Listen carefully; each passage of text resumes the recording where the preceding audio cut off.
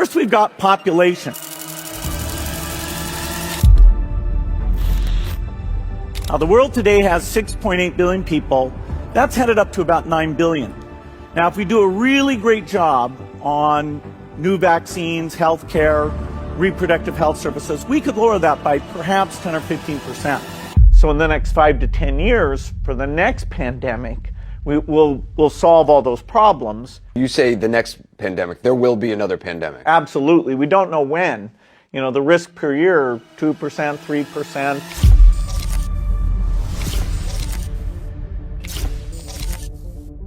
So we'll have to prepare for the next one. That, I'd say is, will get attention this time. The pandemic, sadly, was fairly predictable, and it won't be the last pandemic. The next one could be far more severe. I had predicted there was a risk of a pandemic, and sadly, that came true. The brand new Epstein files show that they may have planned the whole thing from the get-go. These documents prove that the infrastructure needed to profit from a major global pandemic had already been meticulously planned years before COVID-19. It exposes a massive financial system designed around pandemics that was quietly running long before the world ever shut down. Furthermore, it also shows many of the key players who were involved. Through an extensive review of these newly released documents, investigative journalist Sayed G has exposed a hidden network which directly connects Bill Gates, Jeffrey Epstein, and a host of other extremely powerful individuals. It places Epstein front and center, revealing the instrumental role he played in orchestrating the connections, brokering the deals, and guiding the strategic decisions, also that Gates and his friends could plan for future pandemics years ahead of time. So the trail of evidence starts in 2011, with internal emails from JP Morgan Bank showing that Jeffrey Epstein helped design the financial apparatus which would later go on to secure over $100 million in funding for the Gates Foundation. So in these emails, Epstein was advising the bank's most senior executives on how to pitch a Gates-anchored donor fund, specifically for the purpose of bringing in investment for vaccines. Now, this would of course be masquerading as a charitable project, but was in fact designed to generate massive profits. Indeed, it set up a permanent pipeline where massive amounts of money could flow into vaccine development under the cover of philanthropy. Now, by this time, Bill Gates was already heavily invested in vaccine development, though according to Epstein was terribly frustrated. This was because the Gates Foundation had, quote, already spent billions, yet there was little that could be held up as a great success. And Epstein was right. Gates had already had a long history with vaccine development, dating back to the early 2000s. However, his efforts were already being met with controversy and criticism. This was particularly true regarding the mass distribution of vaccines throughout the Third World, which were later found to cause widespread infertility. It's also true of the grand promises of disease eradication through specialized new vaccines, which in many cases actually made the problem worse. Now, it's also worth noting that Gates himself is on record, proudly proclaiming the vaccines could successfully reduce the global population by a significant amount. The world today has 6.8 billion people. That's headed up to about 9 billion.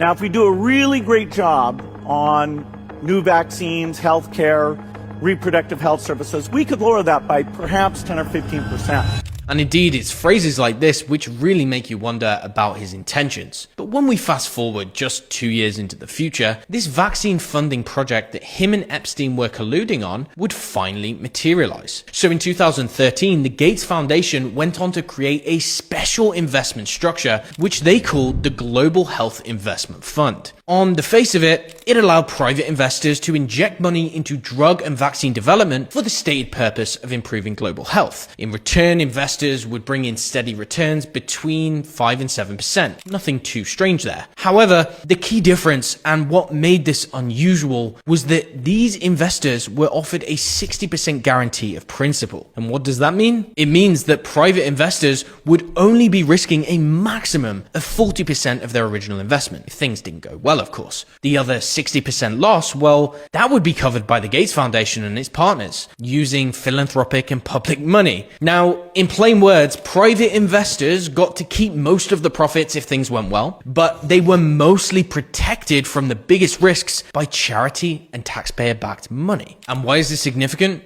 Because this setup basically turned global health issues like pandemics into seriously profitable business opportunities, all with low risk. It means that there was now a real incentive to pump massive funds into these kinds of projects, and it also laid the groundwork for everything that followed later on. However, Epstein's role in this story doesn't end there. Over the years, he continued to expand Gates' influence in the field of pandemic preparedness. Furthermore, the financial foundation from 2011 quietly paved way for something much bigger. And with the money pipeline now secured, the next phase was turning those resources into actual global governance. Fast forward just 2 years to 2015, documents show that the Gates Foundation was already in active discussions with several other groups about pandemics and global responses. This was way ahead of any outbreak. Many of those groups overlapped with the International Peace Institute, which in that same year proposed a high-level expert convening in Geneva, and the topic of focus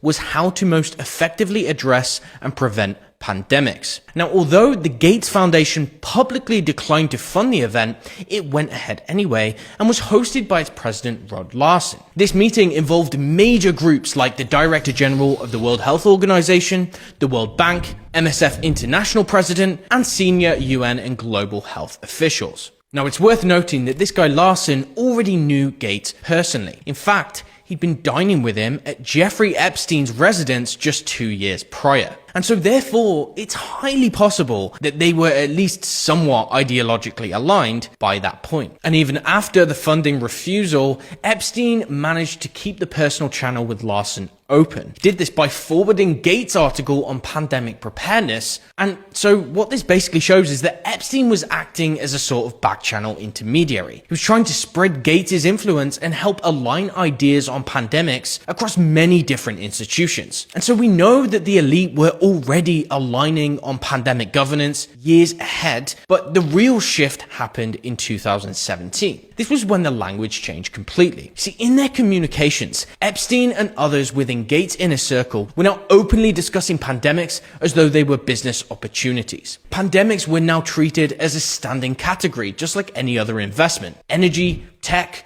construction. In other words, the concept of a pandemic was no longer seen as a rare disaster. Rather, these were now events that could be predicted, planned for, and potentially manufactured to turn into massive sources of revenue and resource acquisition. Furthermore, during this time, Epstein was also brokering specialists directly into Gates' office for the specific purpose of simulating pandemics. One example is a text thread from Epstein's phone with an unidentified physician who cites their work experience with the United Nations, the World Health Organization, the Gates Foundation, and the World Bank. This doctor specifically mentions pandemic simulation as a key career credential, and in response to this, Epstein directly recommends to connect with Bill Gates. Now, this shows that these guys weren't merely interested in pandemics as a hypothetical. No, they were investing heavily in actual simulations, like they were preparing for something that they knew was going to happen in the near future. And coincidentally, that same year, the World Bank launched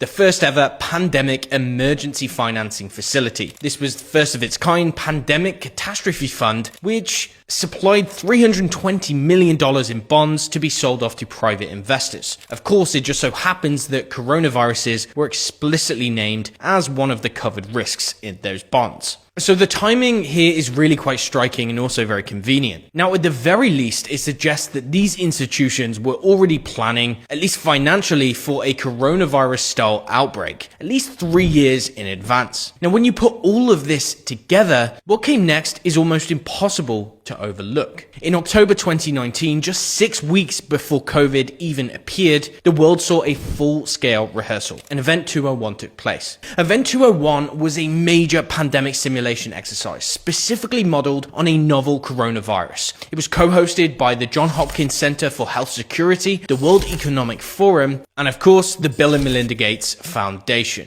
And what did they do? Its main focus was looking at how to shape government policy during a viral outbreak. How drug supplies would be distributed, how to shape media coverage, public health messaging, how to handle and limit social media posting, how to force members of the general public to comply with rules and regulations, and how countries would need to work together in a unified response. Now, does this feel like a coincidence to you? Or is something far more deliberate going on? I mean, how is it even possible to rehearse the exact scenario 6 weeks before it even happens? By this time, everything was in place. The money, the simulations, the network, the tech. 6 weeks later, the real thing begins. Now, although these documents are not proof, they don't provide definitive proof, when you factor in all of the other evidence, ranging from the pre-held patents, coronavirus, the mRNA vaccine technology, spike proteins, the millions in dollars of funding going towards gain-of-function research, it really is starting to look like the whole thing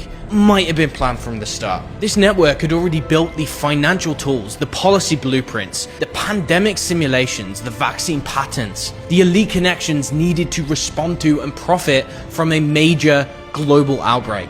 It involved Epstein, Bill Gates, major financial institutions, many others. The money was there, the rehearsals had happened, the coronaviruses were already flagged. Key players were already aligned years in advance. I mean, this isn't a theory, these are literally documented events. And so, at the very least, this timeline raises extremely serious questions. Now, if, even after all of the accumulated evidence that has come out in the past 5 years that highlights there were some real serious, nefarious players involved, and the narrative that we were fed about COVID was not accurate, even if all of that evidence has not convinced you, then you need to be asking yourself a very simple question. Whenever something like this happens on the world stage, to identify who the culprit really is, you just ask a simple question. Ask yourself, who benefits? And if you do that, things become more clear.